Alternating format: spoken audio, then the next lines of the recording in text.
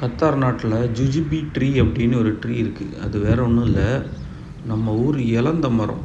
இந்த இலந்த செடி பார்த்திங்கன்னா 2 பக்கமும் ரோட்டில் நட்டு விட்டுருக்காங்க. இப்போது மார்ச் மாதம் வந்து இதோட சீசன். நமக்கு இஷ்டத்துக்கு இந்த ஃப்ரூட் வந்து கிடக்குது. யாருமே பறிக்கிறதும் இல்லை, எல்லாமே பழுத்து பழுத்து குருவி மட்டும் சாப்பிட்டுட்டு போகுது. இது ஆக்சுவலாக இதோட ஹெல்த் பெனிஃபிட் நிறைய பேருக்கு தெரியாதுன்னு நினைக்கிறேன். இந்த ஃப்ரூட் பார்த்திங்கன்னா இந்த மாதம் வந்து பயங்கர சீசன். குருவிகள் மட்டுமே சாப்பிட்டுட்டு போகுது, பழுத்து பழுத்து கீழே தான் விழுது. இப்போ பாருங்கள் எவ்வளவு நிறைய காய்ச்சி இருக்குது. இது டேஸ்ட் பார்த்திங்கன்னா நம்ம ஹைப்ரிட்டு கூட கிடையாது, நம்மளுடைய நாட்டு இனம் தான் இது. ரொம்ப டேஸ்ட்டாக இருக்குது இந்த ஃப்ரூட்டு. இந்தியாவில் கூட நமக்கு மார்க்கெட்டில் எங்கேயுமே இந்த நாட்டு ஒரிஜினல் வெரைட்டி கிடைக்காது சாப்பிடக்கூட.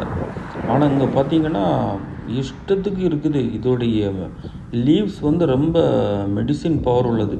ஆக்சுவலாக பெண்களுக்கு இந்த குழந்தை பாக்கியம் இல்லாதவங்களுக்கெல்லாம் இந்த நாட்டு இலந்த இலை ஒரு 5 இலையை அரைச்சி மோரில் அந்த சாறு ஊற்றி சாப்பிட்டா குழந்தை பட்டுன்னு வருமா. கல்யாணம் ஆகிருக்கணும். ஸோ அந்தளவு ஹெல்த் பெனிஃபிட் இருக்குது. ஆனால் நிறைய பேருக்கு இங்கே தெரிய மாட்டேங்குது. இது ஒரு 10 பழம் சாப்பிட்டிங்கனாலே அப்படி பாடி ஃபிட்டாக இருக்கும். இங்கே பாருங்கள் எவ்வளோ ஃப்ரூட்ஸு கீழே விழுந்து வேஸ்ட் ஆகுது பாருங்களேன். இந்த காற்றுல படுறது, அப்புறம் குருவி உட்காரும்போது பழுத்து விழுறது.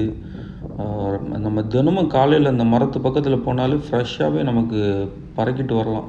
அவ்வளோ அற்புதமான ஒரு மரம் கத்தாரில் இருக்குது. இந்த ஃப்ரூட்டு மார்க்கெட்டில் கூட விற்க மாட்டேங்கிறாங்க. ஆக்சுவலாக பேரிச்சம்பழத்தை விட ரொம்ப பெனிஃபிட் அதிகமாக இருக்கக்கூடிய ஒரு ஃப்ரூட்டு இந்த இலந்தை. அதுவும் நாட்டு இலந்தை. ஹைப்ரிட் இலந்தை தான் நம்ம மார்க்கெட்டில் கூட விற்கிறாங்க. இது அதை விட ரொம்ப டேஸ்ட்டாக இருக்குது. கிடச்சிதுன்னா விடாதுங்க, பறித்து சாப்பிட்ருங்க.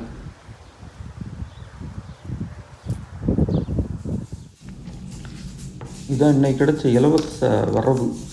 இது ஒரு 2 டேஸில் காலியாயிரும். ஸோ திரும்பவும் ஃப்ரெஷ்ஷாக பறிச்சிட்டு வந்து வாஷ் பண்ணி திரும்ப நாங்கள் யூஸ் பண்ணிப்போம். கவர் தாங்கடா.